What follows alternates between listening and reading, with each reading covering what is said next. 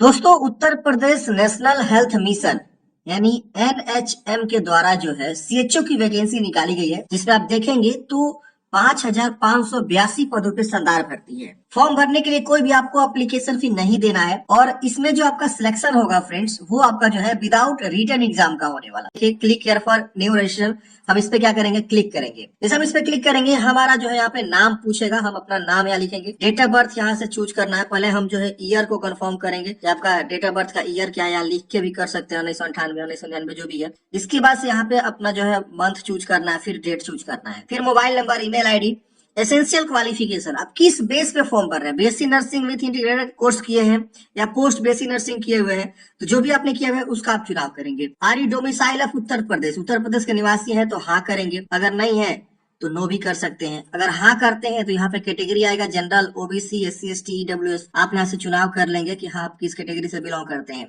और यहाँ पे अगर विकलांग है तो यस करेंगे वरना नो करेंगे, एक्स सर्विसमैन है तो यस करेंगे वरना नो करेंगे, कैप्चा कोड भर के सबमिट करेंगे। अगर आप अदर स्टेट से है तो आप यहाँ नो करेंगे तो आपका कैटेगरी जनरल हो जाएगा और ये सब भी रिजर्वेशन वगैरह नहीं मिलेगा, विकलांग वगैरह का भी।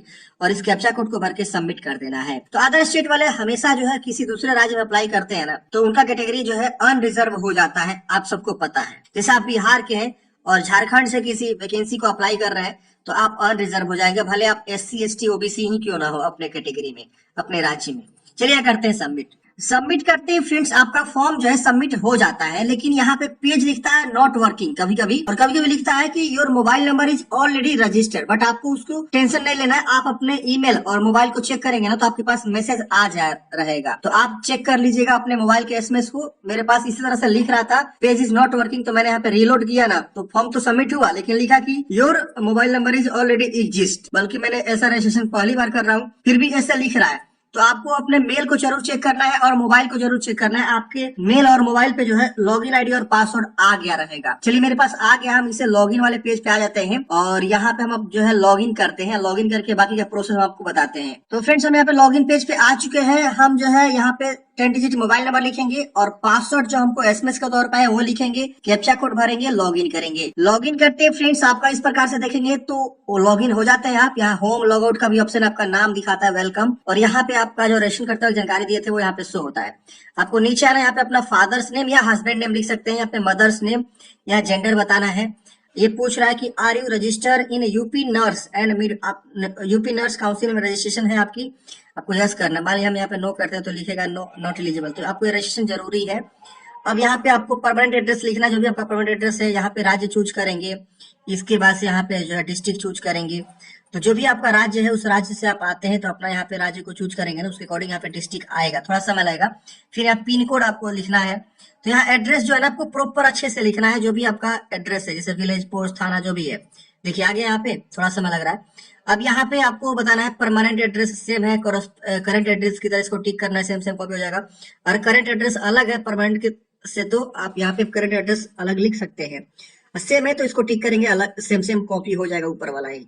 अब यहाँ पे आपको 10वीं क्लास की जानकारी भरनी है, यहाँ पे 12वीं क्लास की, और जो आपने बीएससी नर्सिंग की जानकारी यहाँ पे बताया हुआ या पोस्ट बेसिक नर्सिंग, उसके बारे में यहाँ पे इंस्टीट्यूट का नाम, बोर्ड का नाम या यूनिवर्सिटी का नाम, और पासिंग ईयर कितना परसेंटेज है तो परसेंटेज बताएंगे आपको कि मार्क्स ऑब्टेंड, कितना आपको मार्क्स का था और कितना आपको मिला हुआ है। टोटल मार्क्स जैसे यहाँ पे मान लीजिए आपका 500 का था सपोज, और आपको मिला हुआ 320, तो ऐसे आप बताएंगे तो यहाँ पे आपका आ जाएगा, ठीक है ना। या परसेंटेज आप यहाँ पे कैलकुलेट करके भी लिखेंगे। जैसे यहाँ पे बिहार बोर्ड का से आप पढ़े तो यहाँ पे इंस्टीट्यूट का नाम, फिर यहाँ पे बिहार बोर्ड, फिर यहाँ पे पासिंग ईयर, और यहाँ पे परसेंटेज या ग्रेड है क्या है वो बताएंगे, और कितना कितना नंबर मिला हुआ आपको बताएंगे, परसेंटेज ऑटोमेटिक यहाँ पे आ जाएगा। तो ये आपको यहाँ पे बताना है। जैसे मान लीजिए आपको 300 मिला है 500 में, ठीक, तो 60% यहाँ आ गया, ठीक है ना। तो ऐसे ही आपको बताना है कि आपका किस तरह से क्या है। तो यहाँ पे आपको क्वालिफिकेशन के बारे में बताना है। क्या लिख रहा है, if you selected grade then fill up percentage as a per grade. तो अगर ग्रेड सिस्टम में आपका है तो आप उसको जो है परसेंटेज में कन्वर्ट करके ही लिख सकते हैं, या यहाँ से ग्रेड चूज करके ग्रेड में भी आप यहाँ पे बता सकते हैं। तो ओवरऑल परसेंटेज यहाँ पे देना ही पड़ेगा आपको। तो इस तरह से देख लीजिएगा। फिर यहाँ पे बताना है कोविड एक्सपीरियंस क्लेम्ड आपके पास है तो यस करेंगे। कोविड एक्सपीरियंस में 6 मंथ का 12 मंथ का कितना दिन का आपने एक्सपीरियंस किया था। डिपेंडेंट फ्रीडम फाइटर है तो यस करेंगे, वरना नो करेंगे। तो अपने अकॉर्डिंग यहाँ पे जो यस नो में बतानी है, फिर आपको यहाँ पे नेक्स्ट कर देनी है। 7 नेक्स्ट करते हैं। अगले स्टेप पे आपको फोटोग्राफ अपलोड करनी है। यहाँ पे देखेंगे तो आपका फोटोग्राफ का यहाँ पे दिया हुआ है, आप चूज करेंगे, आपका फाइल चूज हो जाएगा, अपलोड पे क्लिक करेंगे, अपलोड हो जाएगा। यहाँ सिग्नेचर आपको अपलोड करनी है। इसके बाद यहाँ देखेंगे तो नीचे में आपको बताया गया है पीडीएफ फाइल आपको अपलोड करनी है। All files are mandatory to upload.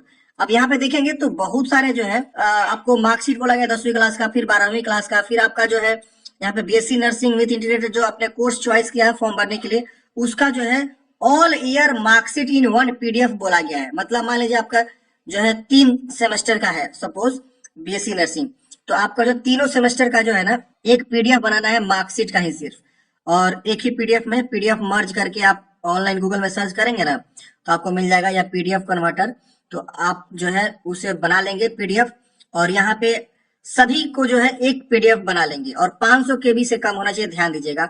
उसको चुनाव करके अपलोड करेंगे। फिर एक आईडी प्रूफ अपलोड करने से आधार कार्ड, पैन कार्ड, डीएल कुछ भी हो सकता है। एड्रेस प्रूफ में आप जो है अपना आधार कार्ड, वोटर आई कार्ड या डीएल कुछ भी हो सकता है। इसकी वजह से नर्स एंड मिडवाइफ जो काउंसलिंग रजिस्ट्रेशन आपका सर्टिफिकेट है यूपी से, वो आपको यहाँ पे बताना है। इसके वजह से और भी यहाँ पे 2 डॉक्यूमेंट्स आपसे मांगे, सर्टिफिकेट बोला गया है प्रिंसिपल के द्वारा रिगार्डिंग इंटीग्रेटेड या ऑफ MLHP, और यहाँ पे certificate issue by the concerned university का सर्टिफिकेट यहाँ पे चाहिए। तो ये सभी डॉक्यूमेंट्स को आप जो है पीडीएफ में बारी बारी से क्या करेंगे जो है अपलोड करेंगे, और उसके बाद से आप यहाँ पे सबमिट करेंगे। जैसे मान लीजिए आपको पहले मैट्रिक का चूज करना है, फिर यहाँ मैट्रिक का चूज करके सबमिट करेंगे तो मैट्रिक वाला अपलोड हो जाएगा, फिर 12वीं का चूज करके 12वीं का अपलोड करिएगा, तो ऐसे बारी बारी से आपको अपलोड करना है। अब यहाँ पे बोल रहा है कि यूपी डोमिसाइल का पीडीएफ आपको चाहिए, मतलब आप अपना जो है निवास प्रमाण पत्र यहाँ देंगे अगर आप यूपी के निवासी हैं तो। अगर आप यूपी के निवासी नहीं है तो आपका निवास यहाँ पे नहीं लगेगा। कास्ट सर्टिफिकेट यानी जाति प्रमाण पत्र आपको यहाँ पे अपलोड करना है, ये भी 500 केबी से कम होना चाहिए, पीडीएफ में होना चाहिए। तो ये भी आपको बोला गया। अगर आप अदर स्टेट के हैं तो ये जाति नहीं लगेगा, या अगर आप जनरल से हैं यूपी के निवासी है तो भी आपका कास्ट सर्टिफिकेट नहीं लगेगा। तो आप इसे चूज करके अपलोड करेंगे, अपलोड हो जाएगा।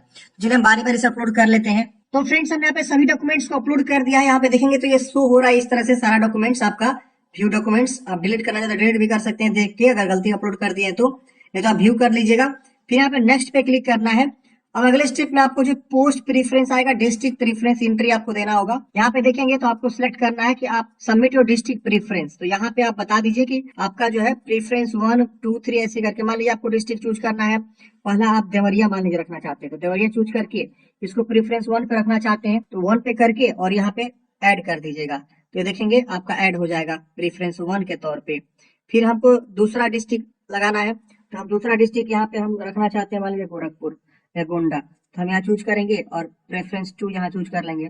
तो अपने अकॉर्डिंग यहाँ पे डिस्ट्रिक्ट दे देंगे, मतलब आपकी जॉब होगी तो आप जो है पहला प्रेफरेंस, दूसरा प्रेफरेंस आप किस में ज्वाइन करना चाहेंगे, किस डिस्ट्रिक्ट में, तो उस तरह से आपको देना है। बारी बारी से यहाँ देते चले जाएंगे, यहाँ पे आता चला जाएगा। देखिए थोड़ा सा समय लगेगा आने में, और इसके बाद से लास्ट में आपको लॉक कर देना है प्रेफरेंस को। तो आप इसे लॉक भी कर सकते हैं, जैसे हमने यहाँ पे 2 प्रेफरेंस दे दिया, अब हम चाहते हैं लॉक करना तो लॉक भी कर सकते हैं। ये देखिए प्लीज ऐड ऑल डिस्ट्रिक्ट, अच्छा सभी डिस्ट्रिक्ट को ऐड करना ही पड़ेगा आपको। तो बारी बारी से आप सबको ऐड कर लेंगे और उसके बाद से आप लॉक करेंगे। और अगर आपको लग रहा है एडिट करना कुछ भी तो एडिट कर सकते हैं, नहीं तो इसको डिक्लेयर करेंगे और फाइनल सबमिट पे क्लिक कर देंगे। आपका फॉर्म जो है फाइनल सबमिट हो जाएगा। और उसके बाद से आपको प्रिंट आउट निकाल के हार्ड कॉपी अपने पास जो है फ्रेंड सुरक्षित रख लेनी है।